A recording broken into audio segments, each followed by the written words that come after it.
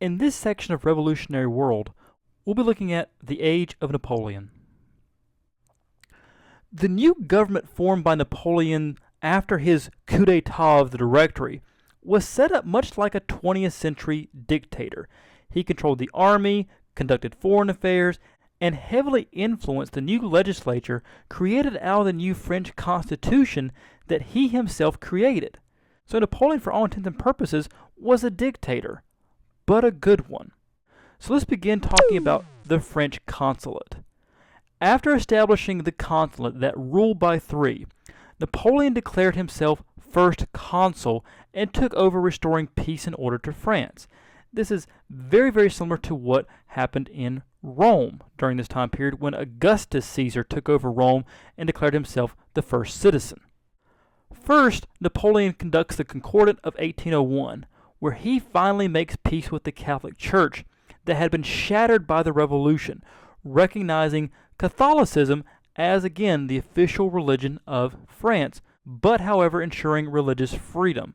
Again, one part of the Enlightenment was tolerance. Also by 1802, Napoleon had defeated the armies of the Second Coalition, ending the wars that had been started by the French Revolution, signing treaties with both Austria, Prussia, and eventually Britain.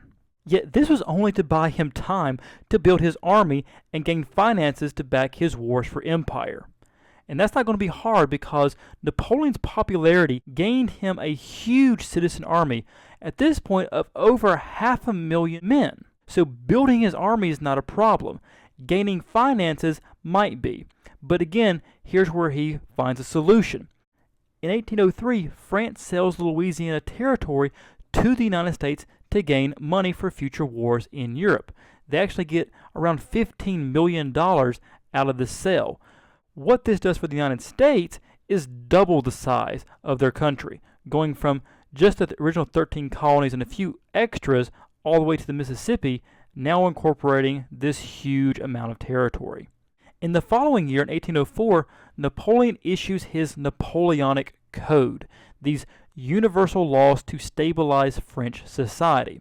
As part of this code, he granted universal suffrage to all men, suffrage meaning voting rights. He also had a society based on talent and merit, not on nobility or birth. If you gained a position in French society, it was because you were worthy or deserving of that position, not because of your birth or your status in society as far as former nobility. Finally, Napoleon's civic code brought the ideals and values of the Enlightenment to French government that eventually would spread to the rest of Europe as French influence spreads. And the way that Napoleon gets French influence to spread is by creating an empire, the Napoleonic Empire. In 1804, Napoleon crowns himself Emperor of France, establishing the first empire in France since the time of the Franks, and attempts to grow his empire in the conquest of Europe. After mustering 700,000 men, no enemy or coalition could match him.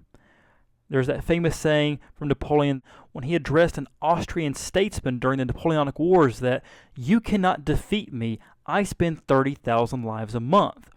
30,000 lives is the size of most European armies at this time, and the fact that Napoleon could afford to lose that many men in a month shows just how large and how powerful his army is.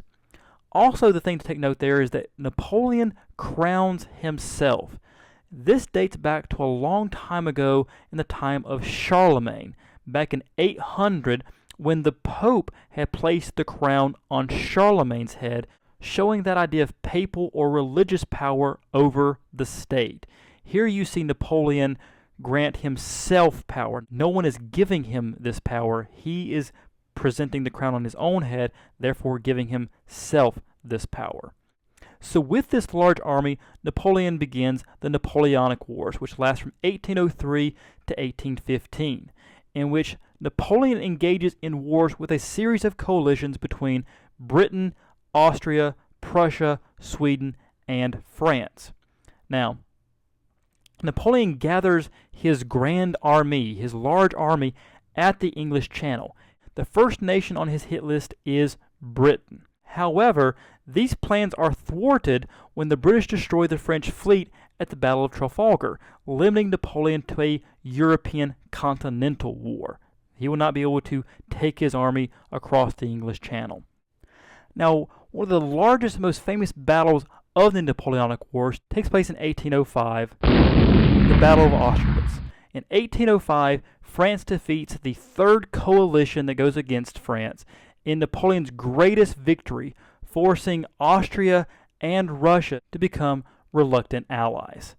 This victory over the third coalition also left the Holy Roman Empire fully dissolved, and from this moment on will cease to exist, as Napoleon creates the Confederation of the Rhine as a new satellite state, or a state controlled by France. And furthermore, too late to really join up with Austria and the Russian army, Napoleon obliterates the Prussian army as part of the Fourth Coalition, leaving Napoleon in control over most of Western and Central Europe, while Britain continued to finance coalition armies to resist Napoleon. And also on the map we see the first indications of the nation of Poland here. But as Napoleon spread his empire across Europe, taking territory and forming reluctant alliances, he's also spreading the Enlightenment ideals of the French Revolution. As governments from the Americas to Asia look to the Napoleonic Code for inspiration in constructing their own civic codes, embracing things like personal liberties and government by the people. So Napoleon, in building his empire, is spreading the Enlightenment and spreading the good aspects of the French Revolution. But however, Napoleon has faults, which will lead to his eventual downfall. By 1807, Napoleon had achieved the largest empire in Europe since the Romans through the Napoleonic Wars. But the British were continually a thorn in his side and resisted Napoleon's aspirations to spread French influence across Europe. This continued British resistance, along with Napoleon's own critical mistakes, would lead to the fall of the French Empire. The first major mistake that Napoleon has is the continental system. The continental system forbid any country Napoleon controlled or was allied with from trading with Britain, forming a sort of blockade or a boycott of British goods. This is a form of economic warfare against Britain. If Napoleon cannot invade Britain and take it over at this moment, his idea is we will crush them economically and make them very, very weak, and then within a few years, when we are able to invade England, we will actually be seen as liberators. We will make things better economically for Britain, who will be suffering at this point from economic warfare. Now, this ends up hurting the French economy because the French economy relied more on British goods than it realized, while Britain was able to keep up its economy thanks to a strong trading practice with the Americas. So really, this backfires on Napoleon. He's trying to hurt the British economy with this boycott and blockade of British goods into Europe, and ends up hurting France even more. His second big mistake is the Peninsular War in Spain. If you look at the map, you'll notice the continental system line here actually cuts off Portugal. They never accepted the continental system. Here, France occupies Spain to actually force the Portuguese to accept the continental system. So what really happens is the Spanish revolt, backed by Britain, over this occupation by the French, with years of guerrilla warfare, this hit-and-run ambush tactics, costing Napoleon tons of money and troops. Now, had the Spanish fought regular warfare, where you kind of line up in lines and fight each other and try to outmaneuver each other, France would have easily won this. But these hit-and-run ambush tactics make it very, very difficult for Napoleon to put this type of warfare down. Guerrilla warfare is always very difficult for a nation to deal with. But this wasn't the only small skirmish that Napoleon was having to deal with. Another thing that backfires on him is the French Revolution itself. French nationalism, this intense loyalty and pride to one's country, one's nation, that was born from the French Revolution, inspired similar nationalistic uprisings in Austria and the Germanic states, forcing France into another coalition war against Austria and these Germanic states, who have developed much more of a nationalistic pride in their own countries and much more loyalty to themselves in their own country than following Napoleon's lead. So he has to get involved in another coalition war. It's a rough start for him, but he eventually wins. But you're starting to see he's having trouble. And now his biggest mistake that he will ever make is the invasion of Russia. Russia breaks the continental system, and Napoleon decides to make an example of them by planning to end Russia's military threat once and for all by invading Russia with his Grand Army, which at this point has about 600,000 men. So he invades Russia, but his hopes for a quick, decisive victory is ruined as Russian forces continue to retreat deeper into Russia, forcing Napoleon to pursue, only having minor victories along the way. Now, in September of 1812, at the Battle of Borodino, this becomes the bloodiest battle of the Napoleonic Wars, with 80,000 casualties. But by the time he reaches Moscow in October, he finds the city is in flames, with winter very, very quickly approaching and no food or supplies to speak of, forcing him to retreat back to France.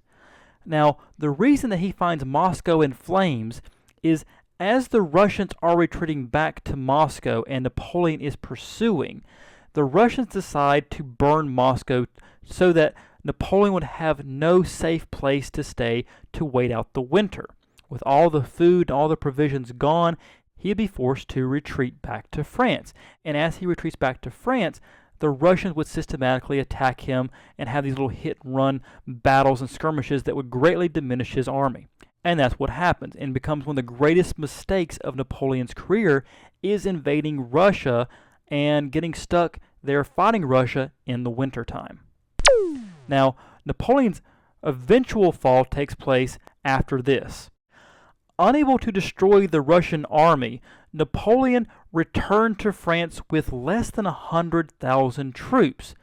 The rest had died of starvation or disease or were left freezing to death on this long march from Russia back to France in the wintertime.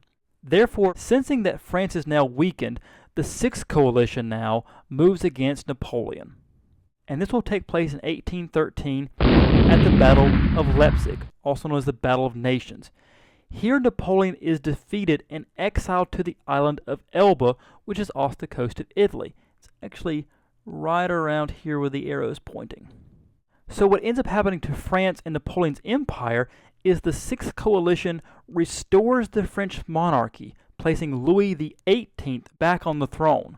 But to deal with all of the disruptive border changes that Napoleon had done during his Napoleonic Wars and through his empire, the nations of Europe conduct what's known as the Congress of Vienna. The major powers of Europe meet to redraw the borders that were upset during the Napoleonic Wars, trying to attempt to restore political and social order. But this would not be the last that we would hear of Napoleon. In 1815, Napoleon returns.